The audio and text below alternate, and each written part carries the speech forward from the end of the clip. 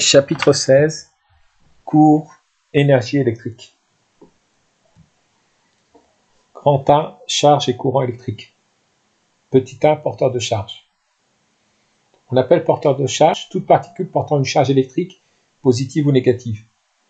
Dans les métaux, les porteurs de charge vont être les électrons libres, alors que dans les solutions, les porteurs de charge vont être les ions. S'il n'y a pas de générateur dans le circuit, les porteurs de charge ont un mouvement aléatoire et désordonné. Petit 2, courant électrique. Lorsqu'on soumet un métal ou une solution à une tension, en branchant un générateur de tension continue, les porteurs de charge adoptent un mouvement ordonné. Chaque porteur de charge a une vitesse de l'ordre du millimètre par seconde. Ce mouvement ordonné des porteurs de charge est responsable de la circulation d'un courant électrique dans le circuit. Attention, même si un électron a une vitesse de 1 mm par seconde, l'ensemble des électrons se met en mouvement en même temps. L'information se propage dans le circuit à la vitesse de la lumière. Imaginez que tous les électrons se mettent en mouvement en même temps. Dans un circuit, le courant électrique circule à l'extérieur du générateur de sa borne positive à sa borne négative. Les porteurs de charge positifs vont circuler dans le même sens que le courant électrique, alors que les porteurs de charge négatifs vont circuler dans le sens opposé au courant électrique. Petit 3, courant et débit de charge. L'intensité I du courant électrique, qui circule dans un conducteur électrique, est égale à la charge électrique Q qui traverse une section S du conducteur divisée par la durée ΔT mise pour la traversée. I est égal à Q sur ΔT. La charge électrique s'exprime en coulomb, la durée de transfert s'exprime en secondes, et l'intensité s'exprime en ampères. L'intensité est en fait un débit de charge électrique à travers la section S du conducteur.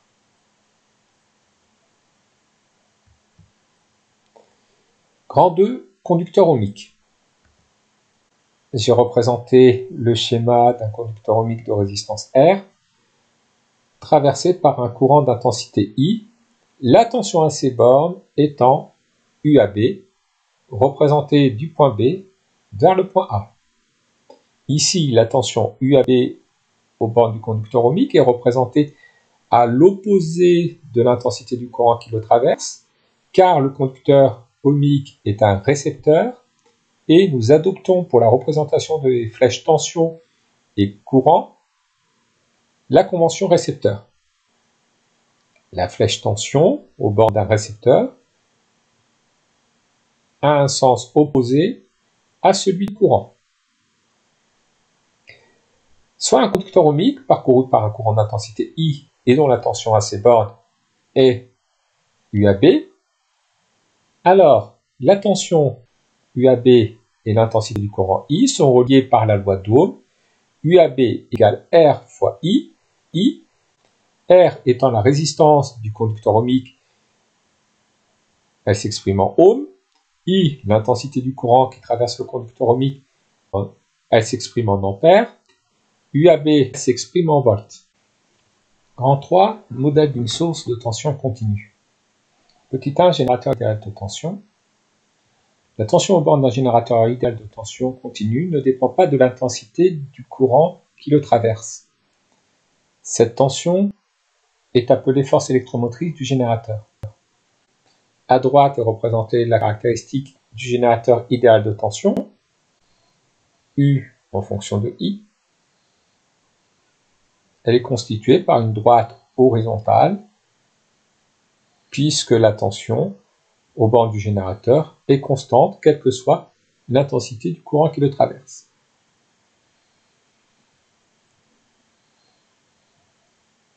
Pour représenter la tension aux bornes du générateur, nous adoptons la convention générateur. On oriente la tension aux bornes du générateur dans le même sens que le courant qui le traverse.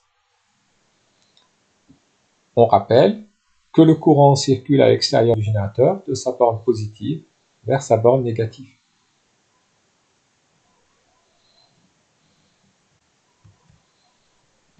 Petit 2, générateur réel de tension. Pour le modéliser, on le représente par un générateur de tension idéal de force électromotrice grand E, en série avec un conducteur ohmique de résistance R, R étant la résistance interne du générateur. Représentons les flèches tension au bord du générateur de tension idéal et du conducteur ohmique de résistance petit r. En adoptant la convention générateur pour le générateur de tension idéal et la convention récepteur pour le conducteur ohmique de résistance petit r. En appliquant la loi d'additivité des tensions, nous voyons que la tension au bord du générateur réel de tension, UG, est égale à E moins R fois I. Nous avons également représenté la caractéristique du générateur réel de tension, UG en fonction de I. Elle est constituée d'une droite de pente négative. Le coefficient directeur de cette droite est l'opposé de la résistance interne du générateur. L'ordonnée à l'origine correspond à la force électromotrice du générateur. Nous pouvons également représenter le générateur réel de tension par le symbole en haut à droite constitué de deux bornes, une petite borne pour la borne négative du générateur, une grande borne pour la borne positive du générateur, et on indique à côté du symbole grand E et petit r pour force électromotrice et résistance interne. Grand 4, puissance et énergie. L'énergie électrique, c'est l'énergie stockée ou transférée grâce à l'électricité. Ce qui permet ce transfert, c'est le mouvement des porteurs de charge. La puissance électrique, quant à elle, reflète la vitesse du transfert ou de la conversion. Petit 1, puissance électrique. Soit un dipôle parcouru par un courant d'intensité I, et dont la tension à ses bornes est grand U, la puissance électrique mise en jeu est le produit de la tension par l'intensité du courant. L'intensité s'exprime en ampères, la tension en volts, et la puissance en watts. La puissance d'une montre à quartz est de l'ordre d'1 microwatt, celle d'une calculatrice 1 milliwatt. Une ampoule d'aile peut avoir une puissance de 5 watts, un écran d'ordinateur une puissance de 15 watts, un réfrigérateur une puissance de 150 watts, un fer à repasser ou une bouilloire électrique une puissance de 2 kW, une voiture électrique citadine une puissance de 60 kW, un moteur de TGV une puissance d'1 MW et le moteur d'une centrale électrique une puissance d'1 GW. Petit 2, l'énergie électrique. L'énergie E échangée pendant une durée ΔT à la puissance P est le produit de la puissance par la durée de transfert. Si nous exprimons la durée en secondes, la puissance en watts, l'énergie s'exprime en joules. Par contre, si nous exprimons la durée en heures, la puissance en watts, l'énergie s'exprime en wattheures. Et puisque 1 heure est égale à 3600 secondes, 1 wattheure est égal à 3600 joules. Faites attention, le wattheure est une unité d'énergie comme le joule. Le watt est l'unité d'une puissance. Petit 3, effet joule. Un conducteur ohmique convertit toute l'énergie électrique qu'il reçoit en énergie thermique. On parle de transfert thermique ou de dissipation par effet joule. La puissance dissipée par effet joule par un conducteur ohmique parcouru par un courant d'intensité I et dont la tension à ses bornes est UR vaut P est égal UR fois I. Appliquons la loi d'Ohm. UR est égal R fois I. Nous obtenons donc que la puissance dissipée par effet joule par un conducteur ohmique est égal à R fois I au carré. L'effet Joule est présent dans tous les récepteurs actifs.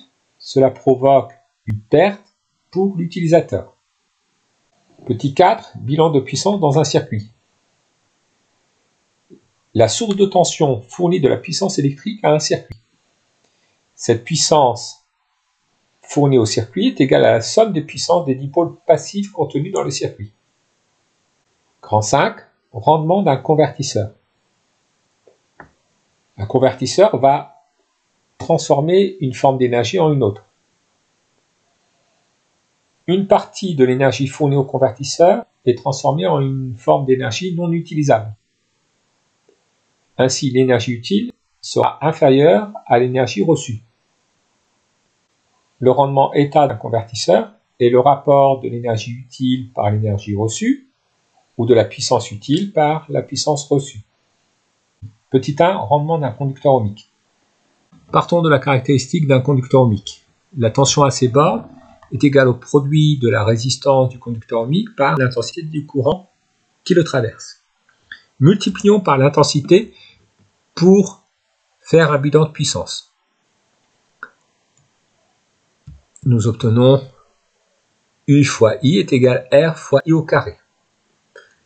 Le produit de la tension par l'intensité correspond à la puissance électrique reçue par le conducteur ohmique.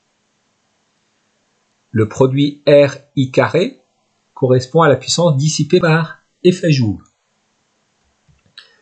Le rendement d'un conducteur ohmique se calcule par la puissance utile divisée par la puissance reçue. Ici, la puissance utile recherchée dans un conducteur ohmique est la puissance dissipée par effet Joule. La puissance reçue est égale à la puissance électrique reçue. Comme dans un conducteur ohmique, toute l'énergie électrique reçue est convertie en énergie thermique, le rendement du conducteur ohmique est égal à 1. Le conducteur ohmique convertit l'énergie électrique qu'il reçoit en énergie thermique. Petit 2, rendement d'une source réelle de tension continue. Partons de la caractéristique de la source de tension continue.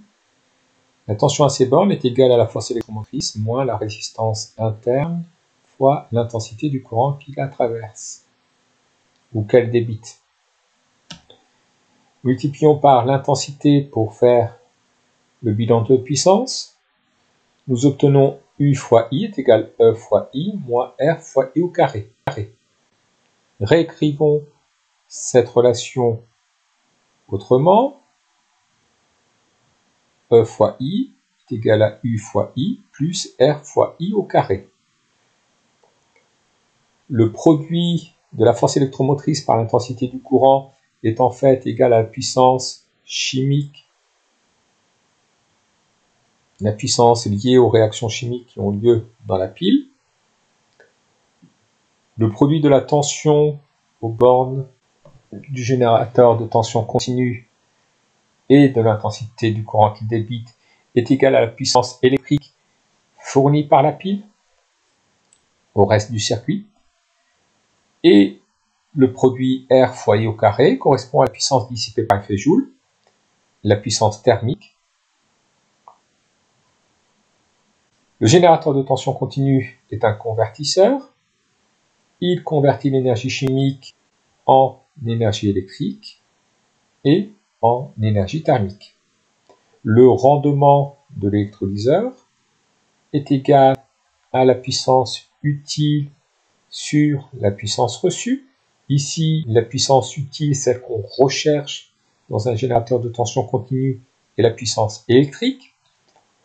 La puissance reçue ou dépensée est la puissance chimique. Remplaçons par leurs expressions. Le rendement est égal à UI divisé par EI. Simplifions par l'intensité. Le rendement d'une source réelle de tension continue, le rapport de la tension à ses bords par la force électromotrice. Petit 3, rendement d'un électrolyseur. Partons de la caractéristique de l'électrolyseur. La tension à ces bornes est égale à E' plus R' fois I, la force électromotrice E' plus le produit de la résistance interne par l'intensité du courant qui le traverse. Multiplions par l'intensité du courant pour faire un bilan de puissance. Nous obtenons U fois I égale E' fois I plus R' fois I au carré. Le produit U fois I est la puissance électrique reçue. Le produit E' fois I est la puissance chimique générée au sein de l'électrolyseur. Et le produit R'I carré est la puissance dissipée par effet Joule. L'électrolyseur est un convertisseur. Il convertit l'énergie électrique qu'il reçoit en énergie chimique et en énergie thermique. Le rendement d'un électrolyseur est égal au rapport de la puissance utile sur la puissance reçue. Ici, la puissance utile est la puissance chimique, c'est celle qu'on recherche dans un électrolyseur, et la puissance reçue ou dépensée est la puissance électrique. Remplaçons par leur expression, nous obtenons que le rendement est égal au rapport de E' fois I sur UI. Simplifions par l'intensité. Le rendement de l'électrolyseur est égal au rapport de la force contre-électromotrice de l'électrolyseur divisé par la tension au bord de l'électrolyseur. Petit 4, rendement d'un moteur. Alors comme pour l'électrolyseur, la caractéristique est la même.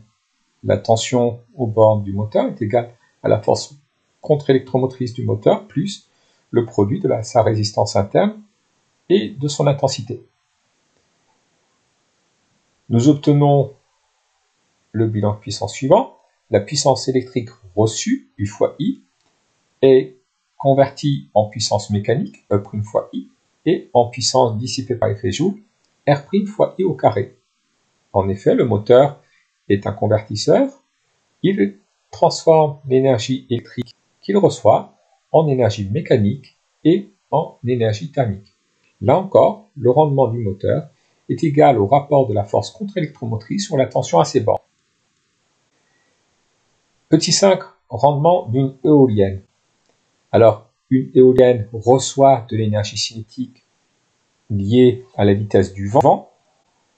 Elle convertit cette énergie cinétique en énergie électrique et en énergie thermique.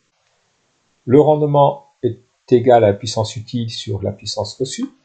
Ici, la puissance recherchée ou utile est la puissance électrique.